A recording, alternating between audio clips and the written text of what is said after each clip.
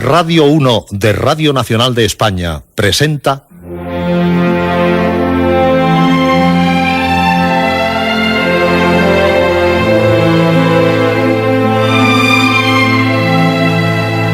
Historias.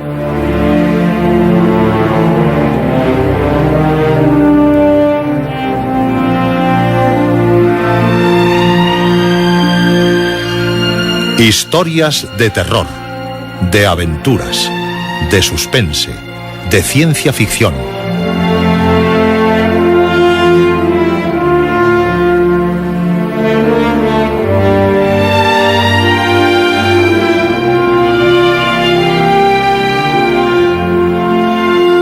Un programa escrito y dirigido por Juan José Plans. Esta noche, otra vuelta de tuerca. Segunda parte.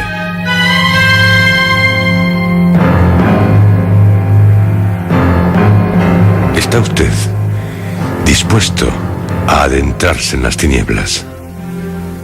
Sí, ahora, ya.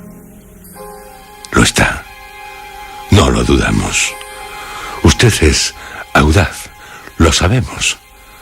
Porque usted desea siempre vivir el miedo.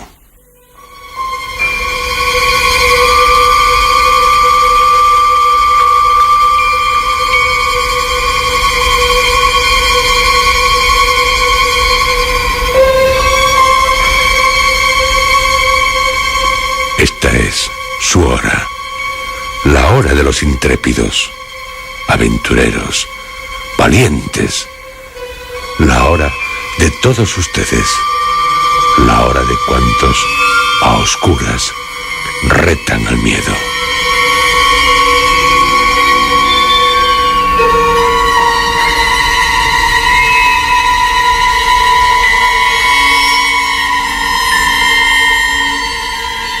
Esta noche, su noche, seguirá dando otra vuelta de tuerca, otra y otra, tal como lo hizo Henry James. Volverá profundizando en las tinieblas a Bly, a la mansión de Bly.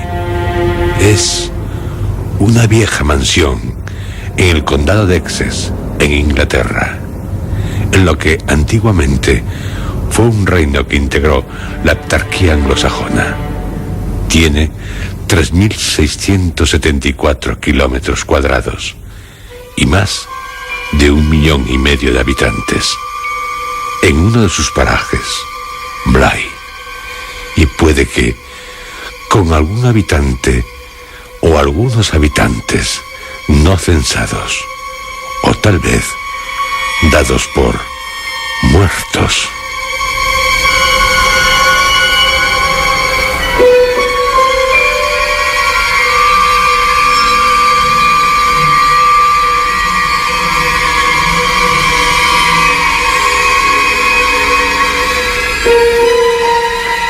Según Henry James, en otra vuelta de tuerca, la que se considera una obra maestra del suspense, del terror, en Bly ocurrió algo horrible, en el siglo XIX, pero puede que siga ocurriendo porque se trata de algo sobrenatural.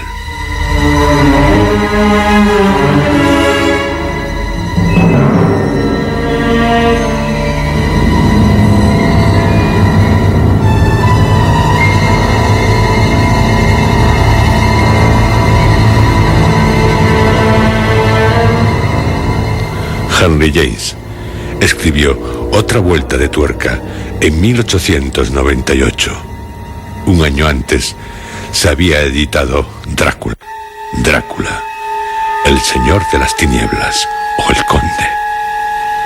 2 años antes, en 1886, se había editado El extraño caso del Dr. Jekyll y Mr. Hyde de Stevenson.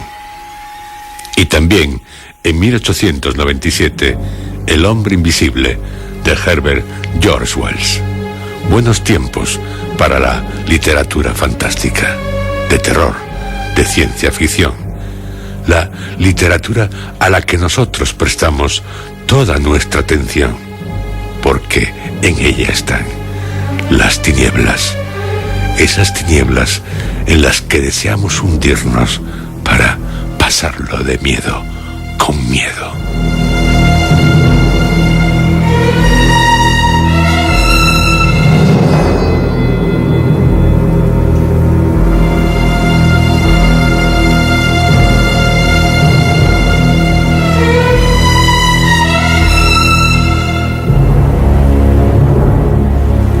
Adentrémonos ya en las tinieblas de Henry James, donde está la mansión de Bly, y a la que ha llegado una joven. Sabemos que tal joven es la menor de las varias hijas de un pobre clérigo provinciano. Procede de una parroquia de Hampshire.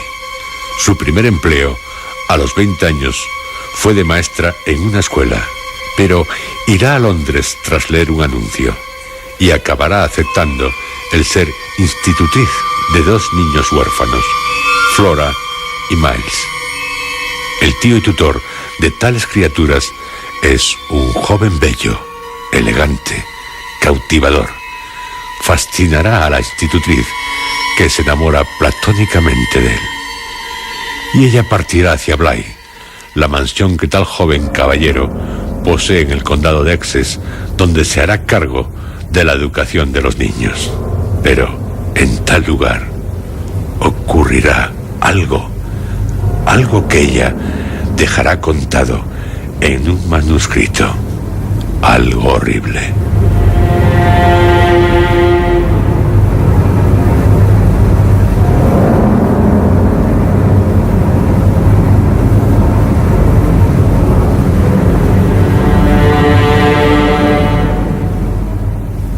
Desea saber, vivir lo ocurrido en Bly.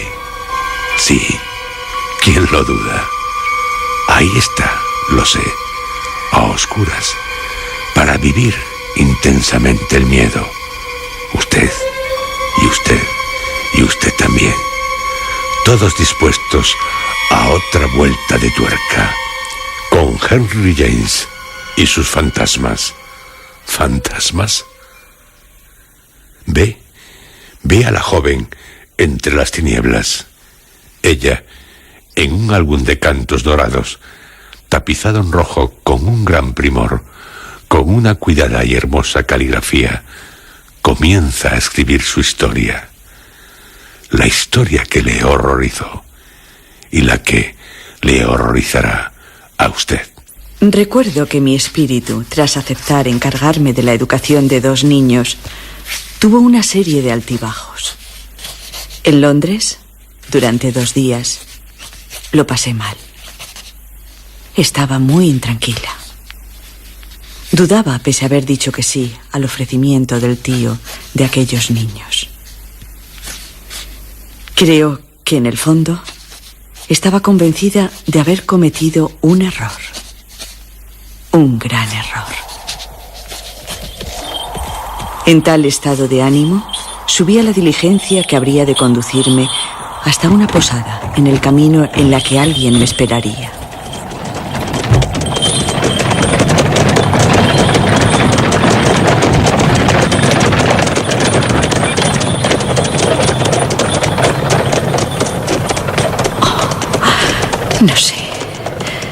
No sé.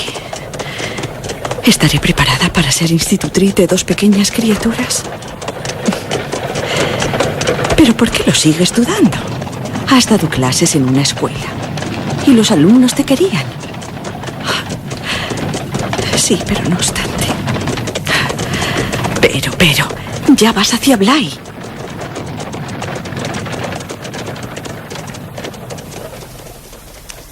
Así, animándome y desanimándome, después de varias horas de un viaje traqueteante, llegué a la posada. Allí, efectivamente, un elegante Simón, muy cómodo, se hallaba estacionado esperándome a la puerta de la posada. Fue en una tarde de un junio, Me acomodé en el coche y partimos. Fuimos por sendas campestres que con su estival fragancia hicieron que mi espíritu reviviera. La llegada a la mansión de Bly fue mucho más grata de lo que había esperado. Supongo que temía encontrarme con algo tan melancólico que el lugar me sorprendió. Recuerdo con especial agrado la gran fachada clara, con las ventanas abiertas, las cortinas de colores fuertes y el par de doncellas asomadas.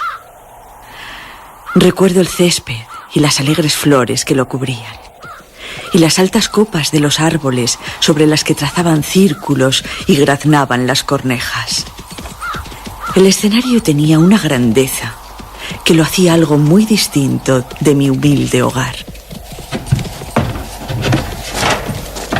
Inmediatamente, cuando me bajaba del Simón, apareció en la puerta una persona distinguida que llevaba de la mano a una niña y que me hizo una reverencia como si yo fuera una ilustre visitante.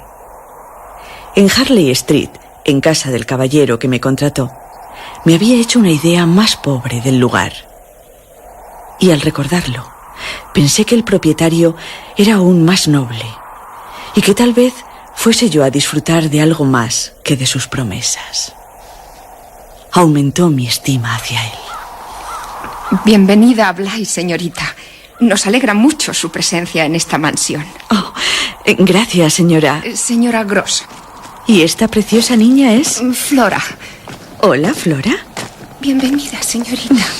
Gracias, Flora. ¿Entramos? Oh, sí, desde luego.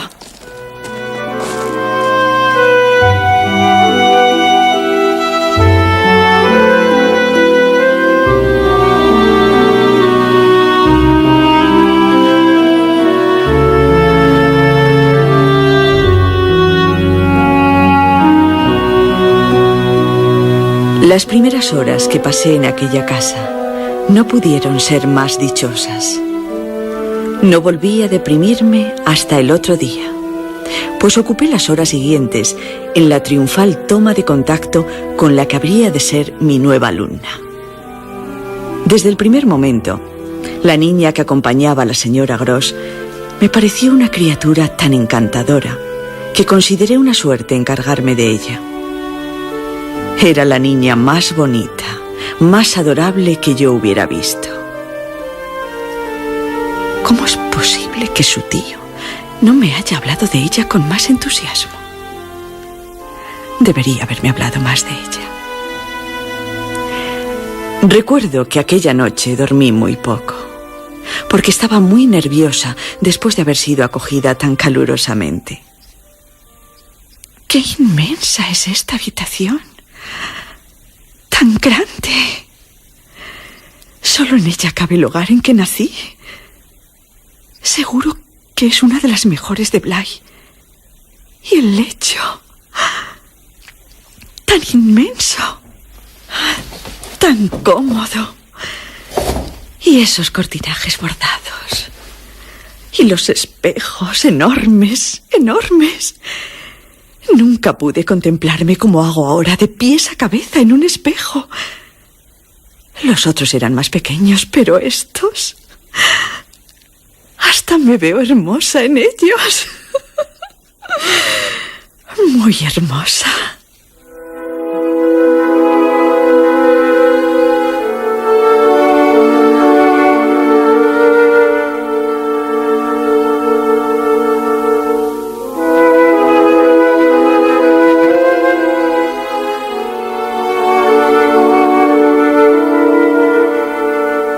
No podía dar crédito a mis ojos. Esas y otras muchas cosas me sorprendían muy favorablemente, como el extraordinario encanto de la niña a mi cargo.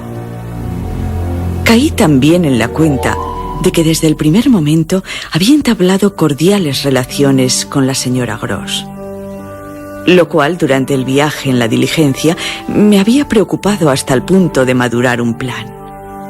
Pero al mostrarse tan amable, en verdad lo único que hubiera podido amedrentarme era el patente hecho de que le causara tanta alegría verme.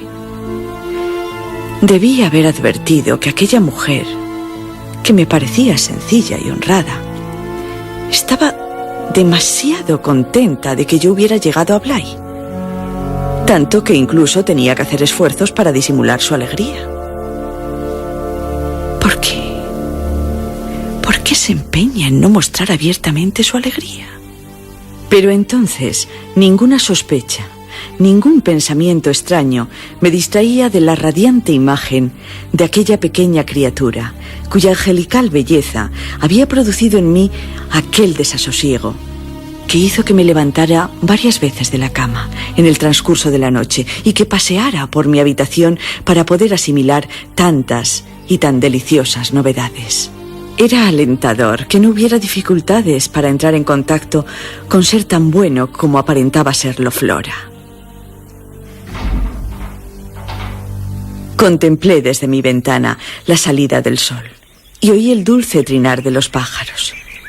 Observé el hermoso amanecer de verano. Bly. Jamás pensé que esta mansión fuera así. Está en un lugar tan idílico. Este agradable viento de verano, los cantos de los pájaros. Aunque durante la noche... Sí, durante la noche me pareció oír lejano el llanto de un niño. Sería otra cosa. ¿Un gato? Algunas veces cuando maullan parecen niños. No sé. Y diría que también escuché unas leves pisadas que pasaban junto a mi puerta. Flora, tal vez. Fueron ruidos del interior de la mansión, no de fuera de ella. Oh, cosas mías. Mi imaginación, que excitada por tantas novedades, me ha hecho creer o oír ruidos extraños. Tales fantasías no son lo suficientemente reales como para poder distraer mi atención de lo que me debe preocupar. Aquí, en esta casa, tengo un trabajo que cumplir. Mírate en el espejo. Mírate bien. ¿Qué se te ha encomendado? Cuidar, enseñar, formar a la pequeña Flora. Proporcionarle cuantos conocimientos son necesarios para una vida rica y alegre. Una vida rica y alegre. Yo aquí también puedo obtenerla. Queda lejos mi hogar de Hampshire, el hogar de una pobre parroquia. Mi padre, un pobre clérigo, al igual que la parroquia. Y la escuela en que di clases. En cambio ahora, me encuentro en una gran mansión y tengo un buen sueldo. Y mi señor, un joven caballero tan bello, tan educado, tan... Te estás sonrojando. Bueno, deja de soñar y piensa en tus obligaciones.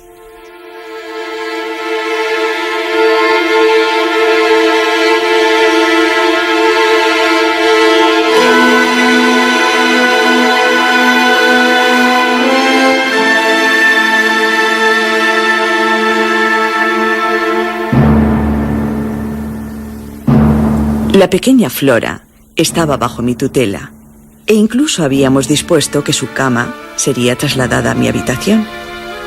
Si había permanecido aquella noche aún con la señora Gross, solo había sido en consideración a nuestro inevitable desconocimiento y a su natural timidez. Y a pesar de tal timidez que ella misma me había admitido, estaba absolutamente segura de que acabaría siendo mi amiga. Una timidez que de la forma más curiosa, con total franqueza y valor, sin el menor indicio de vergüenza, sino con la dulce y profunda serenidad de un niño Jesús o de un angelito de Rafael, no escondía. Acabará queriéndome. Lo sé. Y yo la querré a ella. La propia señora Gross había sonreído al vernos a las dos sentadas, frente a frente, en la mesa a la hora de la cena. Flora, en una silla alta y con el babero puesto, mirándome con ojos inquisidores entre trago y trago de leche. En parte, también la señora Gross me había gustado al apreciar el pasmo que le procuraba ver mi extrañeza y mi admiración cuando me senté a cenar entre candelabros con Flora ante mí.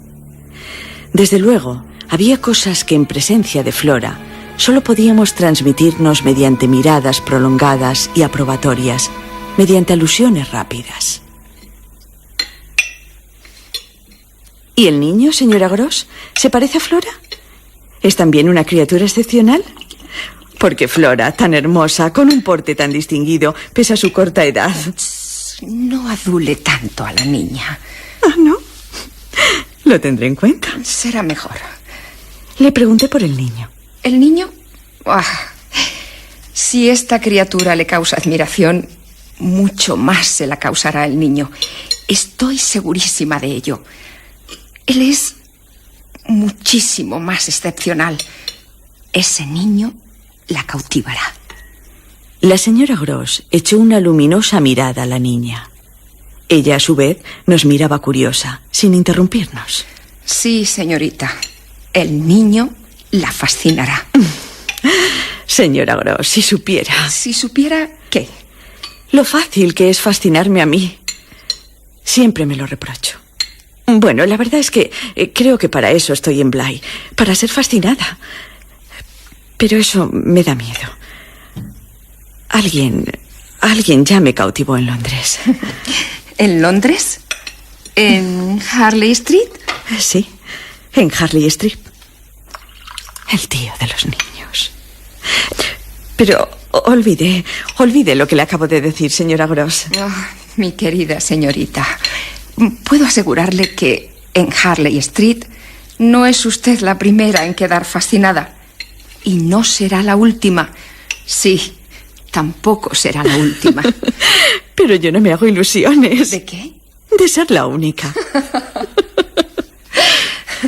Y hablando de otra cosa, si no me equivoco, mi otro alumno llegará mañana. Mañana no, señorita. Lo hará el viernes. Llegará como usted, en la diligencia, al cuidado del cochero. Y le recogerá el Simón, igual que a usted. Se me ocurre que... ¿Puedo atreverme a sugerirle una cosa, señora Gross? Por supuesto.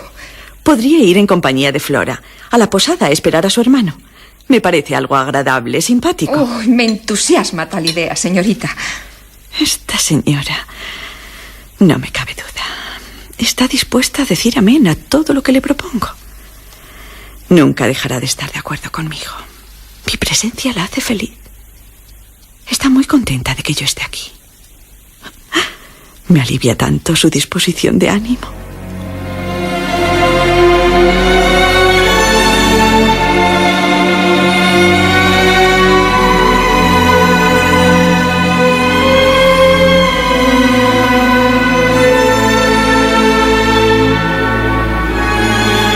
Lo que experimenté al día siguiente, supongo, no fue nada que pueda calificarse en realidad de reacción frente a la alegría de la llegada. Posiblemente, como máximo, solo fue la ligera opresión producida por la mayor escala de mis nuevas circunstancias, mientras daba vueltas a su alrededor, las escrutaba y trataba de tomar posesión de ellas. Eran, por decirlo de alguna manera, de una proporción para los que no me sentía preparada y en cuya presencia, dicho sea sin remilgos, me sentía asustada y orgullosa. Por un lado, la magnitud del lugar. La imponente edificación en la que vivíamos me causaba un gran respeto. Pero al tiempo parecía animarme a que cumpliera con mi deber. Como consecuencia de mi turbación, las lecciones sufrieron un cierto retraso. Concluí que mi primera obligación consistía en arreglármelas, con la ayuda de cuantos sutiles manejos pudieran ocurrírseme, para que la niña tuviera la sensación de conocerme. Pasé el día con ella y le pedí que fuera ella sola, ella, quien me enseñara la mansión de Bly, algo que a Flora le encantó. Me la enseñó paso a paso, habitación por habitación, rincón por rincón. Mientras, me contaba con un delicioso parloteo historias de aquel hogar. Así intimamos, secreto por secreto. Bueno, ¿y ¿Qué impresión le ha causado la niña enseñándole Bly?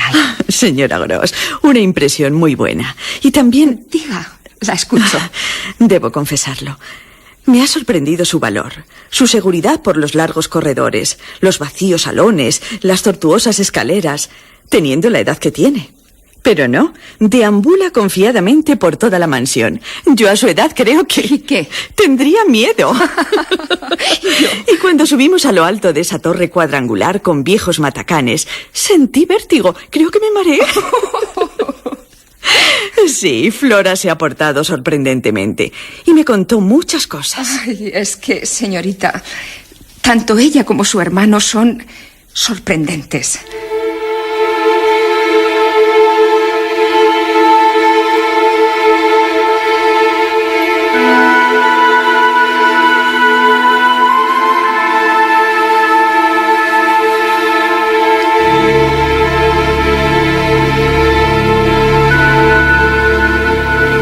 No he vuelto a la mansión de Bly.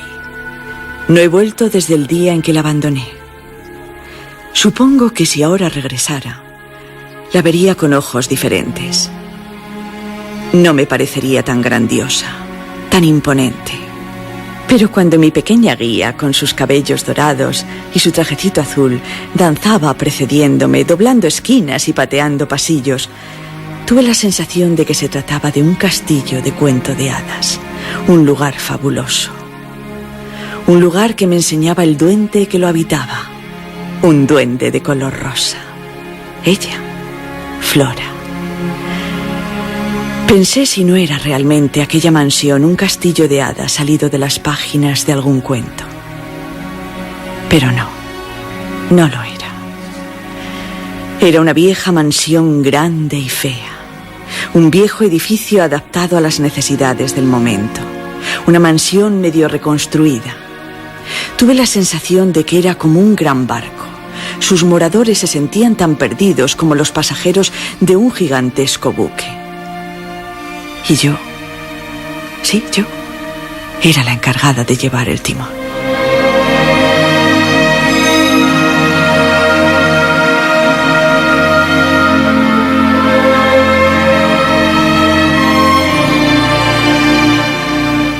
Durante la segunda tarde de mi estancia en Bly, se produjo un pequeño incidente que, sin embargo, me desconcertó profundamente, más de lo debido dada su naturaleza.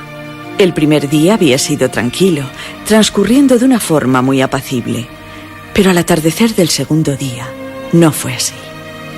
El correo, que llegó retrasado aquella tarde, trajo una carta para mí que, aunque de puño y letra del Caballero de Londres, resultó no contener más que unas cuantas palabras y otra carta dirigida a él con el sello sin abrir.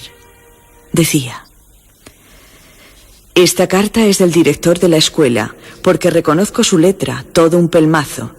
Así que no tengo ninguna gana de leerla. Prefiero que lo haga usted, por favor, y entiéndase con él. Tome las decisiones que considere oportunas, pero no me consulte nada, se lo ruego, ni una palabra. Rompí el sello con gran esfuerzo. Tal era mi cuidado al abrir la carta, tanto que tardé un rato en conseguirlo. No tuve valor para leer la carta. Lo haría antes de acostarme. Fue cuando me atreví a enfrentarme a su contenido. Mejor hubiera esperado hacerlo hasta el día siguiente, porque su lectura me proporcionó otra noche de insomnio. No teniendo a quien dirigirme en busca de consejo, siendo al día siguiente mi angustia tan grande, acabé confiándole su contenido a la señora Gross. Ella podía ayudarme. Algo más, señorita. Dice algo más la carta. No, pero ¿qué significa? Diría que han expulsado del colegio a Miles, al hermano de Flora. La señora Gross me miró inquisitivamente. Luego hizo un visible esfuerzo por disimular lo que realmente pensaba. Pero, señorita, ¿no se van ahora todos de...? ¿Vacaciones? Sí, claro. Pero el caso de Miles es distinto. Miles, al colegio, señora Gross, no volverá nunca más. ¿No lo quieren? No. ¿No volverán a admitirlo? El director se niega tajantemente a ello. Pero, señorita, Miles, ¿qué ha hecho Miles? No supe qué contestarle. Le tendí la carta para que ella misma la leyera, pero con las manos a la espalda no la cogió. Esas cosas no son para mí, señorita. La señora Gross no sabe leer. Oh, qué torpeza la mía. ¡Qué error! Tratando de encubrirlo, precipitadamente le leí la carta. Tras hacerlo, doblándola, volví a guardarla en mi bolsillo. Yo, señorita, no sé. Miles, ¿es tan malo como se dice en la carta? ¿Es realmente eso lo que dice? No entran en detalle, señora Gross. No hablan de nada en concreto. Se limitan a manifestar su pesar de serles imposible mantenerlo en el colegio. Se lamentan de no poder admitirlo de nuevo. Y eso solo puede significar una cosa. Bien, señora Gross, lo que significa es que el señorito Miles es una persona indeseable. Un peligro para los otros chicos. ¿El señorito Miles? ¿Él? Él, un indeseable. ¿Cómo pueden? Un peligro para otros niños. Había tal indignación en sus palabras que, pese a no conocer a Miles, me puse de parte de él. Señora Gross, sus pobres e inocentes compañeritos, seguro que son ellos los que le acusan. Le tendrán manía. Pero es espantoso decir semejantes cosas. Decirlas además de un niño. De un niño que apenas tiene 10 años. Cierto, es increíble. Lo que es yo, tampoco puedo dar crédito a lo que he leído. Mire, solo le pido una cosa, señorita. Vea primero al niño y después júzguelo. Así haré, desde luego, señora Gross. No se preocupe. Si el niño y la niña son como almas gemelas. Mírela usted. Mire a la niña. Fíjese en ella. Volví la cara y vi a Flora, contemplándonos desde la puerta entreabierta de la habitación.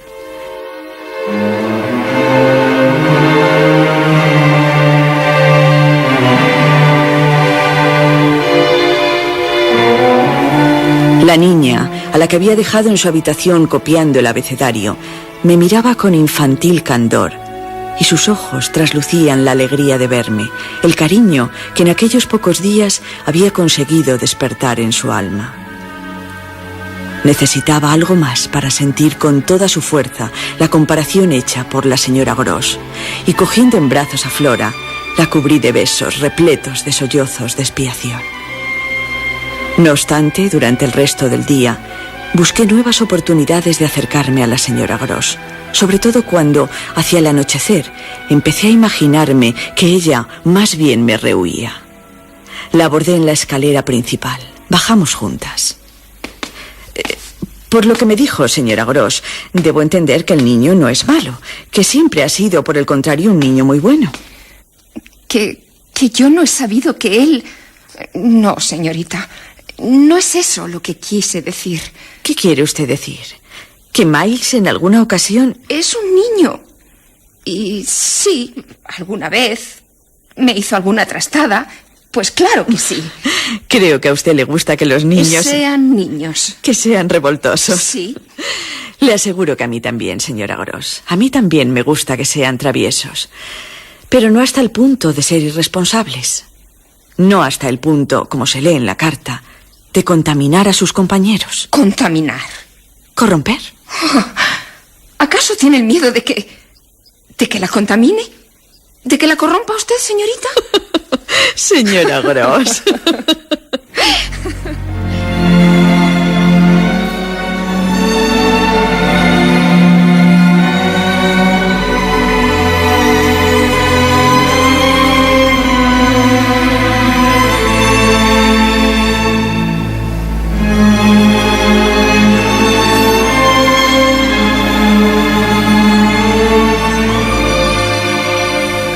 Pero al día siguiente, al acercarse la hora de salir en el Simón en busca de Miles, le pregunté: ¿cómo era la señorita que me precedió? ¿Se refiere a la última institutriz que tuvieron? Sí. Pues era una mujer joven, bonita, casi tanto como usted. Casi. Parece que le gustamos jóvenes y bonitas. Sí, así es.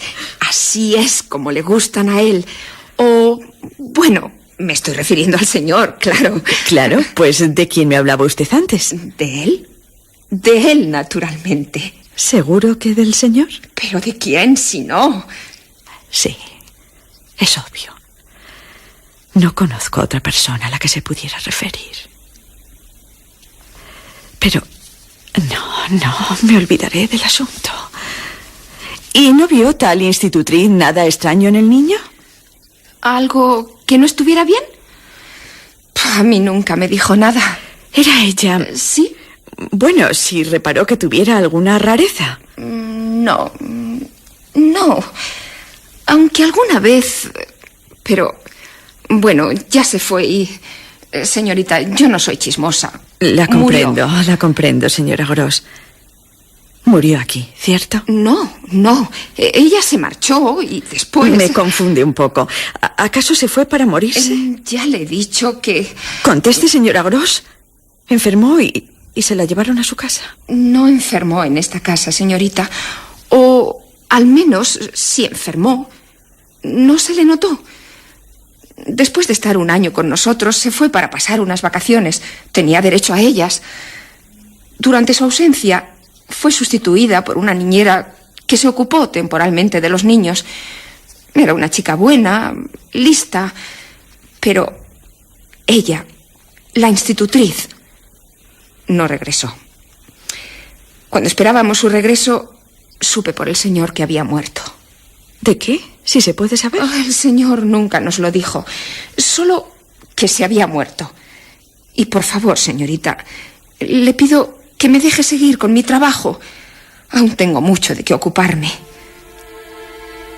La afrenta que me hizo la señora Gross dándome la espalda no enturbió nuestras relaciones.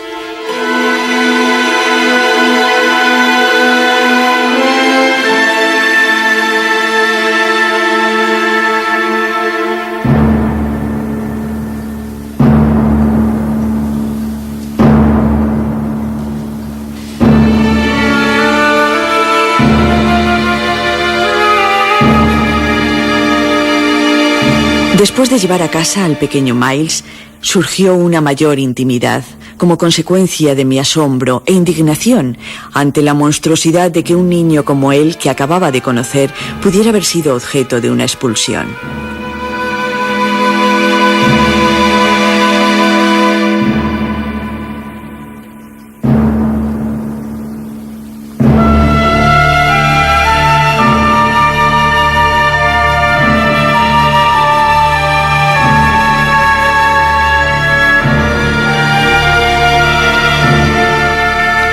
Llegué un poco tarde a recogerle, cuando él me buscaba ansiosamente por la puerta de la posada donde había descendido de la diligencia, e inmediatamente sentí en su resplandeciente frescura la misma sensible fragancia de pureza que había apreciado desde el primer momento en su hermana Flora.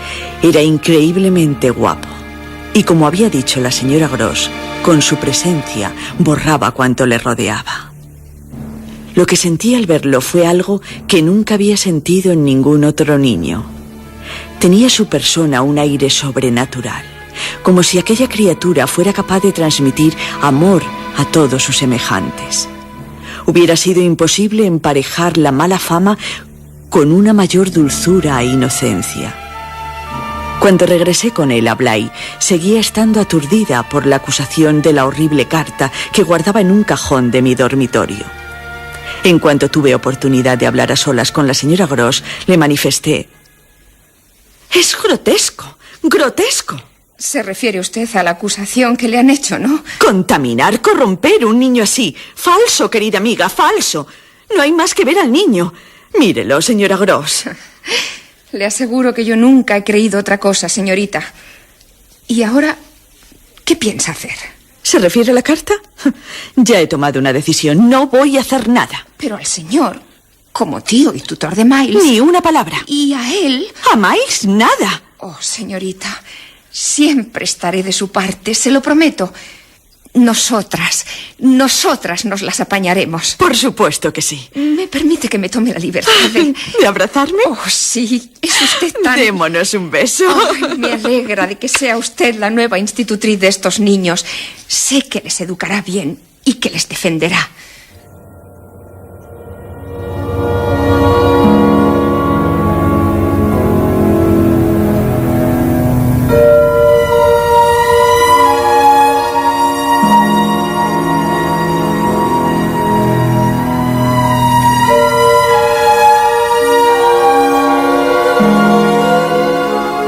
Lo que ahora me asombra al pensar sobre aquellos días es la gravedad de la situación que tan alegremente había aceptado.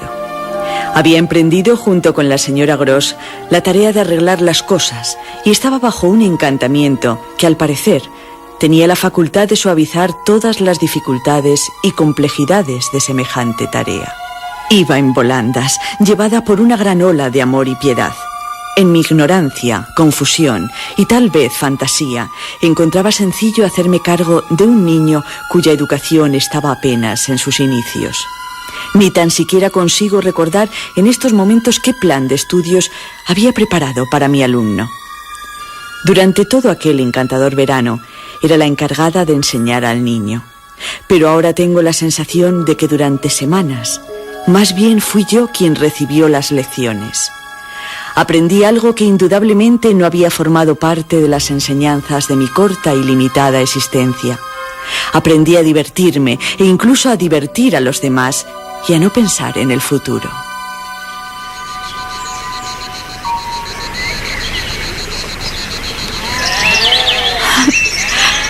Es la primera vez que gozo del misterio de la naturaleza. Me embriaga la dulce música del verano. Y soy tan respetada. Los niños son tan delicados. Su educación refinada, pero sencilla, me da un poco trabajo. Y yo me encuentro feliz, en mi mejor momento. Solo me preocupa pensar cómo tratará el futuro a estas nobles criaturas. ¿Qué tipo de vida tendrán? O, como en un cuento, vivirán en un palacio rodeados de lujos. Serán como príncipes de sangre azul. Pero hubo un cambio, y aquella calma se rompió como por un rayo. Vendría la tormenta. Los días de las primeras semanas fueron largos. Tenía tiempo para todo, y los mejores momentos. Después de haberles dado de cenar a los niños, después de acostarlos, el día se prolongaba aún más. Antes de retirarme definitivamente, disponía de un pequeño intervalo de soledad. Aun gustándome mucho mis compañeros, aquella era la hora que más me agradaba del día. Era la hora del atardecer, el momento en el que el sol ocultaba silencioso el canto de los pájaros. Podía dar una vuelta por el jardín y disfrutar casi con la sensación de ser propietaria de todo aquello, de la belleza del lugar. En aquellos momentos era un placer sentirme tranquila. Y pensaba en él. Pensaba en quien me había situado en aquel lugar. Le daba gracias por haberme llevado allí. Le manifestaba mi deseo de haber sido digna de su confianza. Estaba cumpliendo cuantas instrucciones él me había dado. El solo poder atestiguarlo me producía una gran satisfacción. Sentía una fe ciega en mí misma, en el trabajo que llevaba a cabo. Algún día serán reconocidos mis méritos. Por él. Él, lejos de aquí, en Londres, en su casa de Harley Street. ¿Qué hará a estas horas? Aquí disfrutaría de ese enrojecido sol que se pone, de los últimos trinos de los pájaros. Estaría aquí. Pero una tarde ocurrió algo, a la hora en que me gustaba estar sola.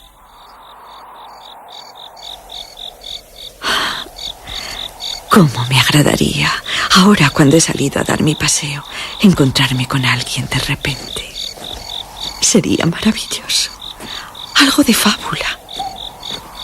Alguien que me dijera que sabe que soy institutriz perfecta, que está orgulloso de mí. Que me lo dijera con el rostro iluminado por la satisfacción.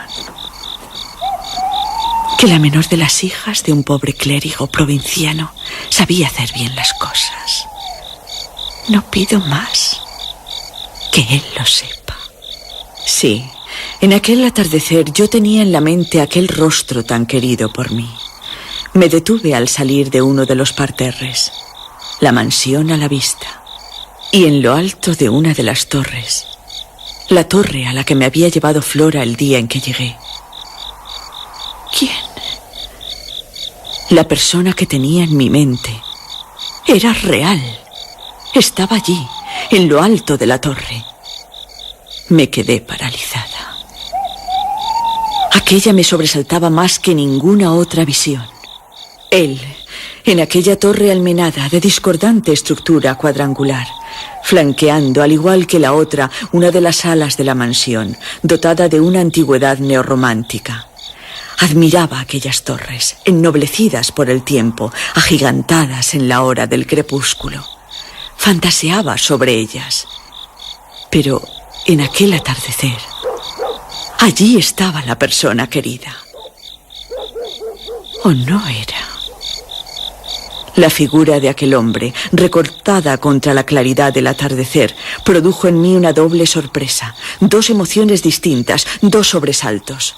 La primera, el verlo; la segunda, comprobar que no era aquel en quien estaba pensando. Tuve una escabrosa visión que después de tantos años aún no estoy segura de transmitir con toda su viveza. Un desconocido en un lugar solitario constituye un reconocido motivo de temor para una joven bien educada. Y la figura que me encaraba no era nadie que yo conociera. Lo supe tras mirarle durante unos segundos. No le había visto en Harley Street y no le había visto en ninguna parte. Además, lo que era curioso desde aquel instante y por el puro hecho de su presencia, el lugar se había vuelto un desierto. Aquella aparición parecía revistar a la mansión de Bly con una capa de misterio y oscuridad. Era como si la muerte misma nos hubiera visitado, y aún puedo recordar el profundo silencio que se hizo. Era una visión escabrosa. Las cornejas, los grajos dejaron de graznar. El cielo dorado había perdido todo su color. La naturaleza había perdido su voz. Pero no hubo ningún otro cambio en ella, a menos que fuera un cambio lo que percibía con tan extraña claridad. El cielo seguía dorado, la atmósfera era luminosa y el hombre que me miraba por encima de la almena estaba tan nítido como enmarcado en un cuadro. Pensé en cuántas personas podían ser, pero no eran.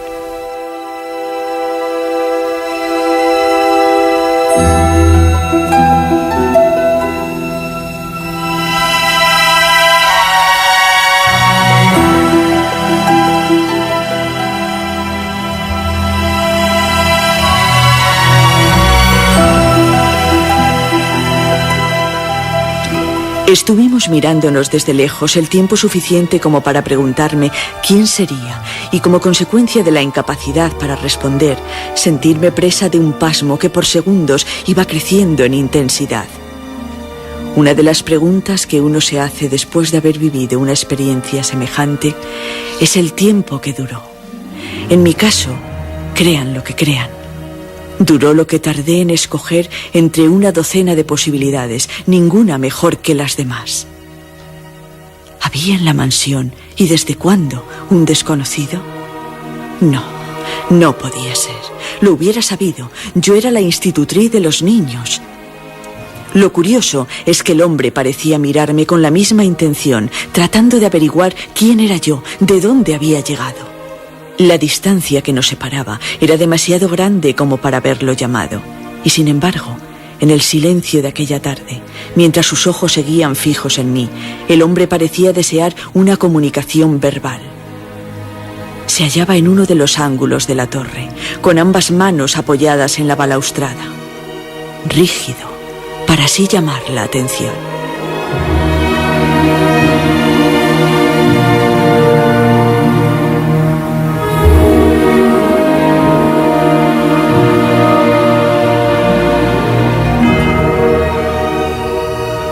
Luego, al poco, como si deseara agrandar el panorama sin dejar de mirarme, cambió de lugar y pasó a la esquina opuesta de la plataforma de la torre.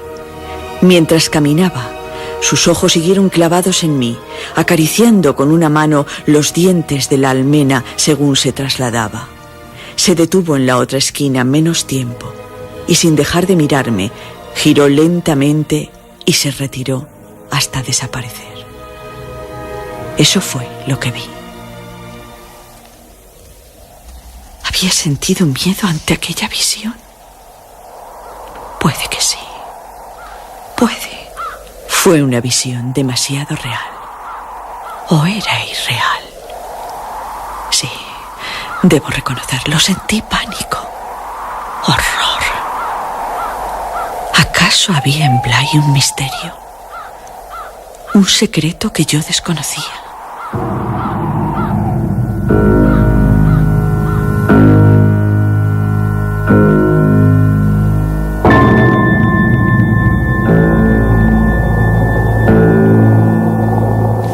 ¿Quién era aquel hombre? Y sobre todo, ¿era real o irreal? Solo producto de la imaginación de la institutriz. ¿Por qué la miraba tan intensamente? ¿Y por qué se le había aparecido allá, en lo alto de una de las torres de la mansión? ¿Qué ocurría en Bly?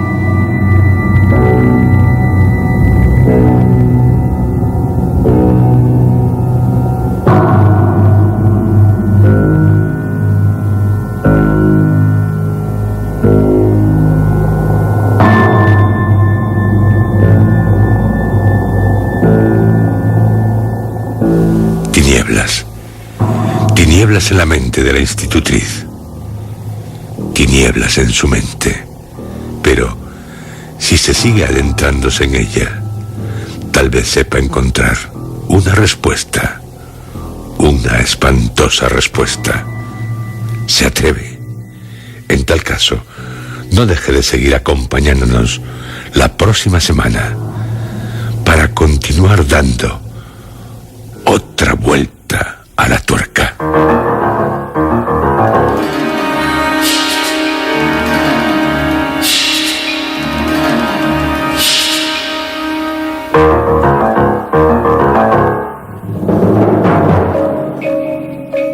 Han escuchado ustedes dentro de la serie Historias. Otra vuelta de tuerca, segunda parte. Este capítulo ha sido interpretado por Juan José Plans, Roberto Cruz, Luis Alonso Carrasco, Lourdes Guerras y Natalia García. Efectos especiales, Joaquín Úbeda. Realización técnica, Armando Multedo y Adolfo Abarca. Dirección, Juan José Plans.